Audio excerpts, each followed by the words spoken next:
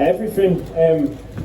Without the fans, you don't have cycling. You don't have sport, and I think this is a special sport because anybody can do it from any age, and you can leave your house, you can go where you want. That's why I started. I got the freedom from riding my bicycle,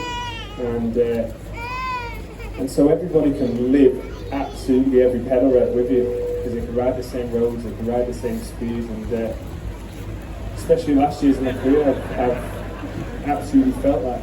You know, I'm incredibly lucky to have such incredible fans, that's for sure. You do make it so much more amazing for all the riders out there putting their whole careers along for you. So, Mark, looking at the artwork here, 35 amazing Tour de France stage wins. Which one immediately stands out to you as your favourite? Can you even just pick one? Like, riders would dream their whole life of winning one Tour de France stage. Not one a year, one Tour de France stage. That would be a good career.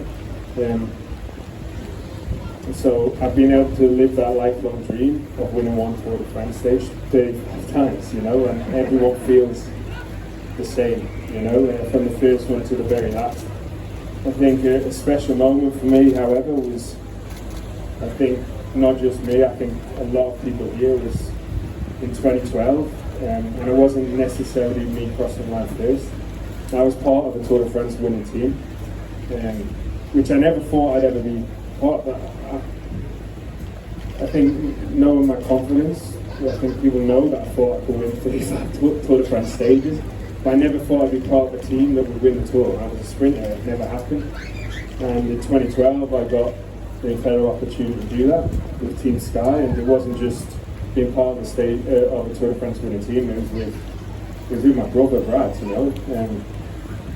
I think there's an image, I signed it just before someone had the photo, and there's an image of Brad in his yellow jersey leading me out in a World Champs jersey on the Champs-Élysées, when equally he's been out the back cruising in. And I think that was a particular time in British cycling that people knew they could aspire to do that. There's two British riders in a British team, not just the two, but everyone who's in that team and everyone who's doing what they were doing at this time. It wasn't an individual, it was as a nation. We were the strongest nation in cycling, and that can help everybody rides a bike aspire to be able to do what we do, and I think it grew our sport a lot in this country, so that was a very proud moment. Yeah, it's always going to be difficult when you've got 35 stage win tours to pick your favourite. So, lastly, away from the Tour de France, you have so many other achievements in the sport. 17 wins on the Giro d'Italia, Milan San Remo, world and Commonwealth medals on the track, and of course a rainbow jersey as a world road race champion. But also in British cycling events, you're a double British road race champion. You've 10 stage wins in the Tour of Britain. Just how important has racing in Britain and British cycling been throughout your career?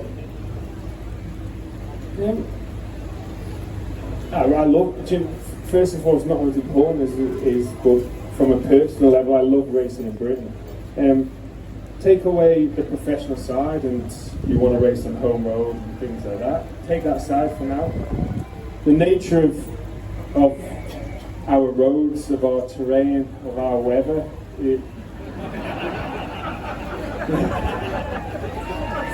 first of all, you got to love it. You got to love riding a bike here. You know, it's not an easy place to ride a bike, but because of that, it creates a style of racing that's different to anything else in the world. It's real grit. It's a real gritty style of racing. You have to put yourself in. You have to race. And as a professional, I don't get to do that often. Fundamentally, I love riding a bike. I love racing. That's what Casper's 6. He's when I was that age, his age, I was the same. He just wants to race his bike. And as you get professional, obviously I'm paid to do it, so I have to do what I'm paid to do, you know, and you lose that ability, that freedom to race, and the Nationals especially, you always got the opportunity to do it. But in the Tour of Britain as well, I think the nature of the race always lended itself to that, and you're seeing that this week. I think the short nature of the stages and that this week is it's an unpredictable style of racing. It's a good racing to watch on TV, and so I always loved that about it. But yeah, going back to the fact that racing at home, I think it speaks for itself. Every athlete on the planet, no matter what sport they do, no matter what country they're from, they're going to ride at home, ride in front of their own fans, and try and be successful. But for me, being able to be through 20 years of that now, I've been racing this race. I think 2005 was the first time I did it, and I've seen not just the race grow, but I've seen cycling grow in the country. I've seen more people out watching. I've seen bigger venues, bigger races doing the race. I've seen a stronger and stronger field of British riders coming up through, whether they're on domestic teams or whether they're the dozens and dozens of professionals that we now have as Great Britain. And be able to see that from the beginning to now is incredibly powerful, and I'm very fortunate to be able to see that throughout my career.